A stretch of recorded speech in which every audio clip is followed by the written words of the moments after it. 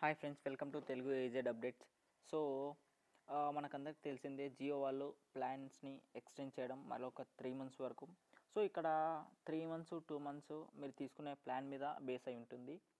So ఇక్కడికి వచ్చేసరికి మనకు అన్ని నెట్వర్క్స్తో కంపేర్ చేస్తే జియో ది బెస్ట్గా ఆఫర్స్ ఇవ్వడం జరుగుతుంది. సో ఇది వరకు ఎలా ఉండేదంటే, మనకు 1 GB కొనాలంటే నియర్లీ ఒక 100 రూపీస్ పెట్టేవాళ్ళము. సో మనం కనుక ఇప్పుడు లాస్ట్ 3 మంత్స్ ఒక 1 ఇయర్ నుంచి సెప్టెంబర్ నుంచి చూసినట్లయితే మనకు జియో వన్ టైం ఇన్వెస్ట్మెంట్ మాదిరి. సో సింగిల్ టైంలో 300 to 400 పే చేస్తాము. సో 3 to 4 మంత్స్ యూజ్ చేస్తాము. సో ఇప్పుడు జియో ప్లాన్స్కి వచ్చేసరికి ఒకసారి తెలుసుకుందాం. సో జియో ప్లాన్స్ ఎలా ఉన్నాయి, అసలు అవి మనకు ఎంతవరకు యూజ్ కావచ్చు కాకపోవచ్చు ఒకసారి చూద్దాము. సో మనం చూసినట్లయితే 19 రూపీస్కి ఒక ప్లాన్ ఉంటుంది, 200 MB డేటా వస్తుంది. సో ఓకేనా. నెక్స్ట్ వ్యాలిడిటీ ఒకటే రోజు ఉంటుంది. నెక్స్ట్ వచ్చేసి 49 రూపీస్తో వస్తుంది, 3 days validity, unlimited voice calls. అంటే ఎంతవరకు? 3 days వరకు unlimited voice calls, 600 MB data. Next వచ్చేసరికి మీకు ఇంకో డౌట్ కూడా రావచ్చు, అన్లిమిటెడ్ డేటా అంటే 128 kbps వరకు ఆ మంత్ మొత్తం వస్తుందా అని. సో వెబ్సైట్లో అయితే క్లియర్గా మెన్షన్ చేయలేదు, బట్ వస్తుందని చెప్తున్నారు. సో కస్టమర్ కేర్ వాళ్ళు చెప్తున్నారు. సో చూద్దాం. నెక్స్ట్ 309తో చేయించుకుంటే మనకు 56 days వస్తుందన్నమాట.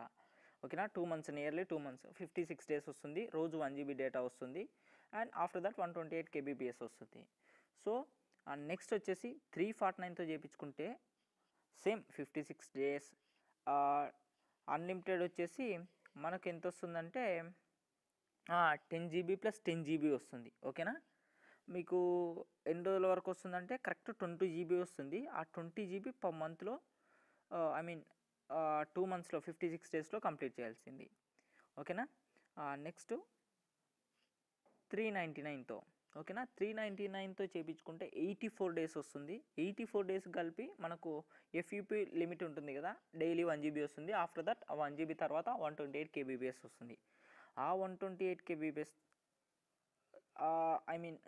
ఆ మంత్లో డైలీ 1 GB వస్తుంది కదా. ఆ 1 GB తర్వాత మీకు 1 GB కంప్లీట్ అయిపోయిన తర్వాత 128 kbps రావడం జరుగుతుంది. సో నెక్స్ట్కి వచ్చేసరికి 509, 56 days ఉంటుంది. ఇది కూడా 1112 GB వస్తుంది, 2 GB per day వస్తుంది. యాజ్ యూజువల్గా 128 kbpsలో వస్తుంది.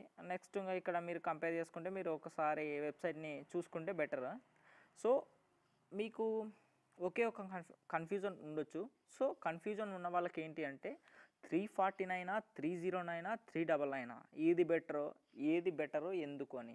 సో మీరు కనుక వైఫై యూజ్ చేయని వాళ్ళైతే, మీరు దీని మీదే టోటల్గా కంప్లీట్గా బేస్ అయ్యి ఉన్న వాళ్ళైతే నా సజెషన్ వచ్చేసి 399 అండి.